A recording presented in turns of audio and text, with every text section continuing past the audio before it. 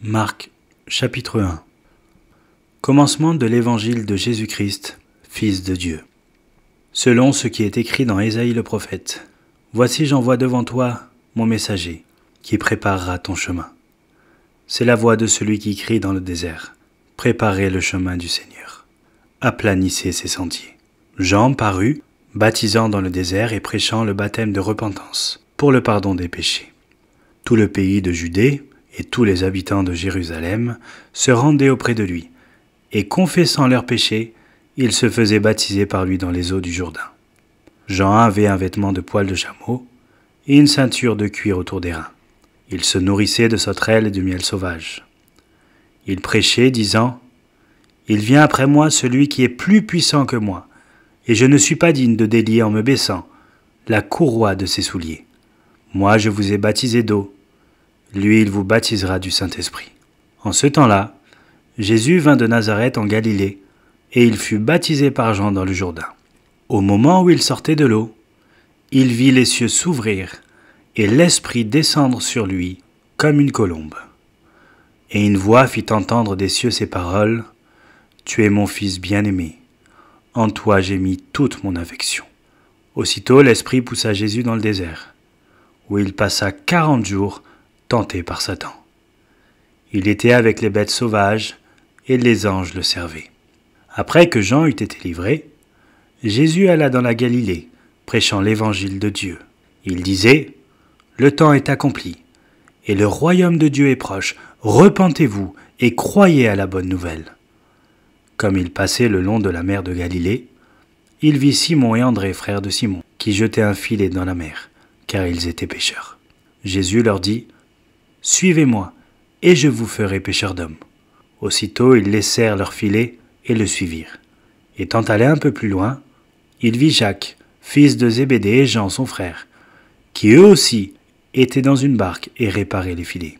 Aussitôt il les appela, et laissant leur père Zébédée dans la barque, avec les ouvriers, ils le suivirent. Ils se rendirent à Capernaum, et le jour du sabbat, Jésus entra d'abord dans la synagogue, et il enseigna.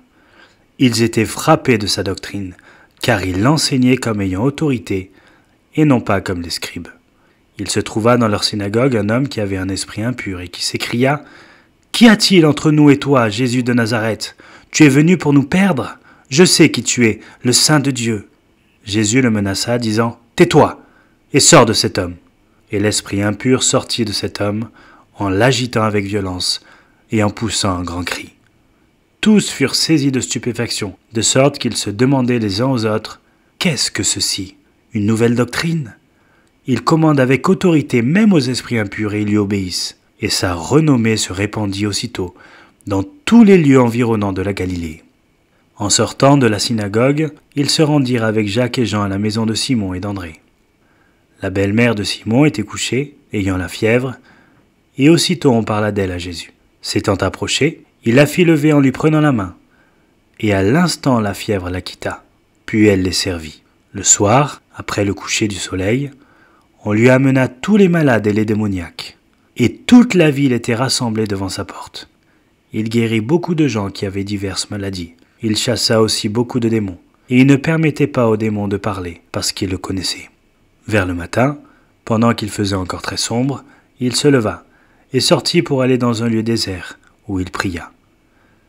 Simon et ceux qui étaient avec lui se mirent à sa recherche. Et, quand ils l'eurent trouvé, ils lui dirent « Tous te cherchent. » Il leur répondit « Allons ailleurs dans les bourgades voisines, afin que j'y prêche aussi, car c'est pour cela que je suis sorti. » Et il alla prêcher dans les synagogues par toute la Galilée, et il chassa les démons. Un lépreux vint à lui, et se jetant à genoux, il lui dit d'un ton suppliant « Si tu le veux, tu peux me rendre pur. » Jésus, ému de compassion, étendit la main, le toucha et dit « Je le veux, sois pur. » Aussitôt la lèpre le quitta, et il fut purifié.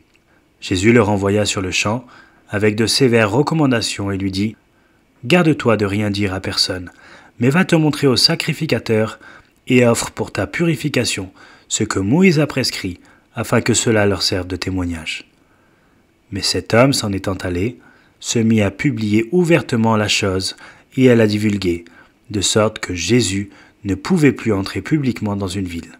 Ils se tenaient dehors dans les lieux déserts, et l'on venait à lui de toutes parts. Marc, chapitre 2. Quelques jours après, Jésus revint à Capernaum. On apprit qu'il était à la maison. Et il s'assembla un si grand nombre de personnes que l'espace devant la porte ne pouvait plus les contenir.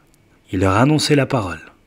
Des gens vinrent à lui amenant un paralytique porté par 4 hommes. Comme ils ne pouvaient l'aborder à cause de la foule, ils découvrirent le toit de la maison où il était, et ils descendirent par cette ouverture le lit sur lequel le paralytique était couché. Jésus, voyant leur foi, dit au paralytique, « Mon enfant, tes péchés sont pardonnés. » Il y avait là quelques scribes qui étaient assis et qui se disaient au-dedans d'eux, « Comment cet homme parle-t-il ainsi? Il blasphème. Qui peut pardonner les péchés si ce n'est Dieu seul ?» Jésus, ayant aussitôt connu par son esprit ce qu'ils pensaient au-dedans d'eux, leur dit, « Pourquoi avez-vous de telles pensées dans vos cœurs? Lequel est le plus aisé de dire au paralytique, « Tes péchés sont pardonnés ?» ou de dire, « Lève-toi, prends ton lit et marche. » Or, afin que vous sachiez que le Fils de l'homme a sur la terre le pouvoir de pardonner les péchés, je te l'ordonne, dit-il au paralytique, « Lève-toi, prends ton lit et va dans ta maison. » Et à l'instant, il se leva, prit son lit et sortit en présence de tout le monde, de sorte qu'ils étaient tous dans l'étonnement, et glorifiaient Dieu, disant, « Nous n'avons jamais rien vu de pareil. » Jésus sortit de nouveau du côté de la mer. Toute la foule venait à lui, et il les enseignait. En passant, il vit Lévi, fils d'Alphée, assis au bureau des péages. Il lui dit, « Suis-moi. » Lévi se leva et le suivit.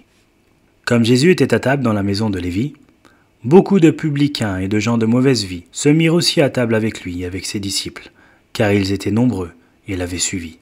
Les scribes et les pharisiens, le voyant manger avec les publicains et les gens de mauvaise vie, dirent à ses disciples, « Pourquoi mange-t-il et boit-il avec des publicains et les gens de mauvaise vie ?»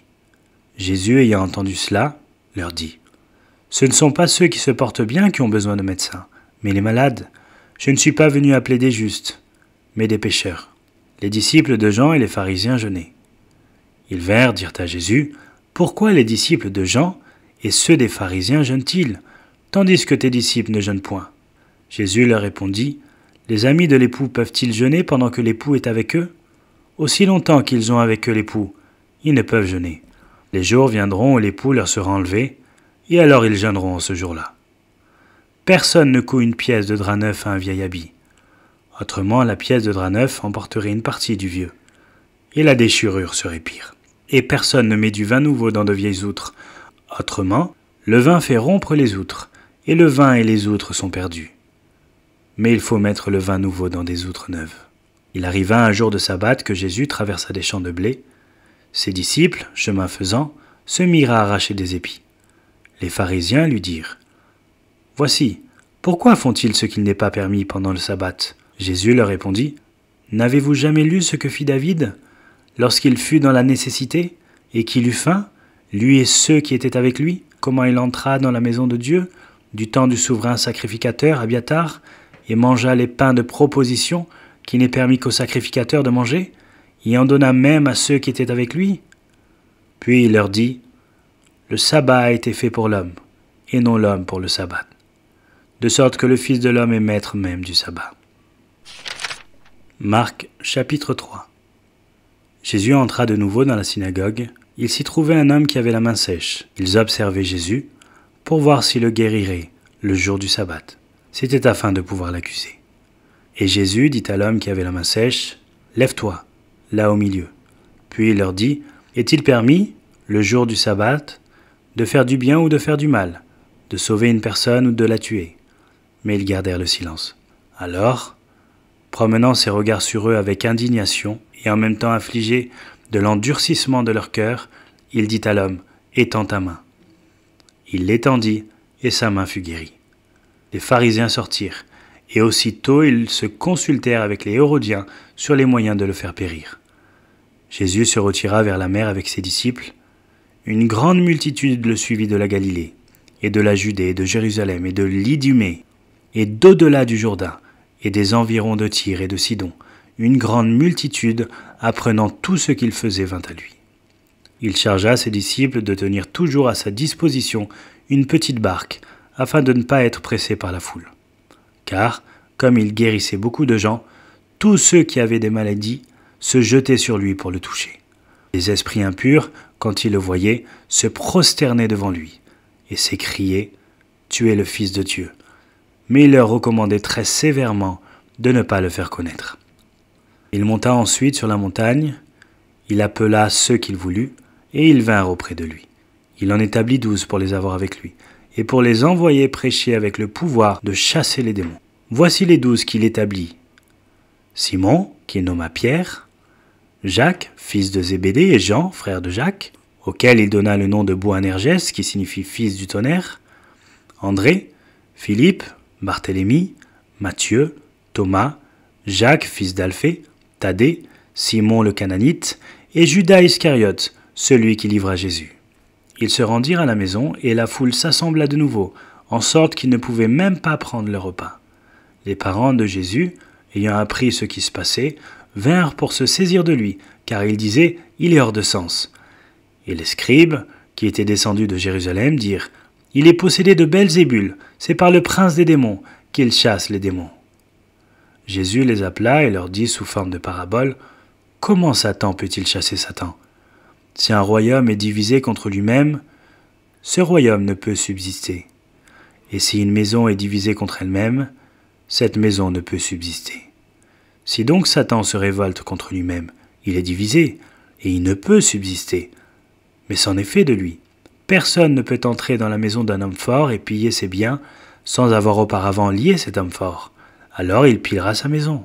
Je vous le dis en vérité, tous les péchés seront pardonnés aux fils des hommes, et les blasphèmes qu'ils auront proférés. Mais quiconque blasphémera contre le Saint-Esprit n'obtiendra jamais de pardon. Il est coupable d'un péché éternel. Jésus parla ainsi parce qu'il disait « Il est possédé d'un esprit impur ». Survinrent sa mère et ses frères, qui, se tenant dehors, l'envoyaient rappeler. La foule était assise autour de lui, et on lui dit « Voici ta mère et tes frères sont dehors et te demandent. » Et il répondit « Qui est ma mère et qui sont mes frères ?» Puis, jetant les regards sur ceux qui étaient assis tout autour de lui, « Voici, dit-il, ma mère et mes frères. Car quiconque fait la volonté de Dieu, celui-là est mon frère, ma sœur et ma mère. » Marc chapitre 4. Jésus se mit de nouveau à enseigner au bord de la mer. Une grande foule s'étant assemblée auprès de lui, il monta et s'assit dans une barque sur la mer. Toute la foule était à terre sur le rivage. Il leur enseigna beaucoup de choses en paraboles. Et il leur dit dans son enseignement, « Écoutez, un semeur sortit pour semer. Comme il semait, une partie de la semence tomba le long du chemin. Les oiseaux vinrent et la mangèrent. Une autre partie tomba dans un endroit pierreux où elle n'avait pas beaucoup de terre. Elle leva aussitôt, parce qu'elle ne trouva pas un sol profond. Mais, quand le soleil parut, elle fut brûlée et sécha, faute de racines. Une autre partie tomba parmi les épines montèrent et l'étouffèrent, et elle ne donna point de fruit. Une autre partie tomba dans la bonne terre, elle donna du fruit qui montait et croissait, et elle rapporta 30, 60 et 100 pour un. Puis il dit, que celui qui a des oreilles pour entendre, entende. Lorsqu'il fut à l'écart, ceux qui l'entouraient avec les 12 l'interrogèrent sur les paraboles. Il leur dit, c'est à vous qu'a été révélé le mystère du royaume de Dieu. Mais pour ceux qui sont dehors, tout se passe en paraboles, afin qu'en voyant, ils voient et n'aperçoivent point, et qu'en entendant, ils entendent et ne comprennent point, de peur qu'ils ne se convertissent et que les péchés ne leur soient pardonnés. Il leur dit encore, « Vous ne comprenez pas cette parabole ? Comment donc comprendrez-vous toutes les paraboles ? Le semeur sème la parole. Les uns sont le long du chemin, où la parole est semée.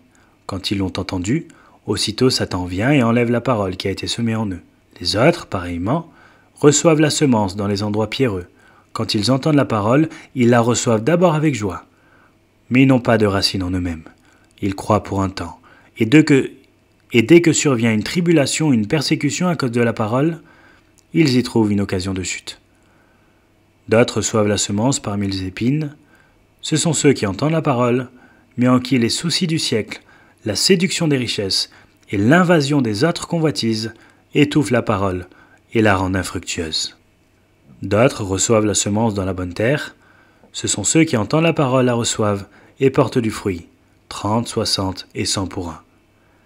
Il leur dit encore, « Apporte-t-on la lampe pour la mettre sous le boisseau ou sous le lit? N'est-ce pas pour la mettre sur le chandelier? Car il n'est rien de caché qui ne doive être découvert, rien de secret qui ne doive être mis au jour. Si quelqu'un a des oreilles pour entendre, qu'il entende. » Il leur dit encore, « Prenez garde à ce que vous entendez. On vous mesurera avec la mesure dont vous vous serez servi, et on y ajoutera pour vous. Car on donnera à celui qui a, mais à celui qui n'a pas on ôtera même ce qu'il a. » Il dit encore, « Il en est du royaume de Dieu, comme quand un homme jette de la semence en terre, qu'il dorme ou qu'il veille, nuit et jour la semence germe et croît, sans qu'il sache comment. La terre produit d'elle-même d'abord l'herbe, puis l'épi, puis le grain tout formé dans l'épi. Et dès que le fruit est mûr, on y met la faucille, car la moisson est là. » Il dit encore, « À quoi comparerons-nous le royaume de Dieu? Ou par quelle parabole le représenterons-nous? Il est semblable à un grain de sénévé, qui lorsqu'on le sème en terre, est la plus petite de toutes les semences qui sont sur la terre.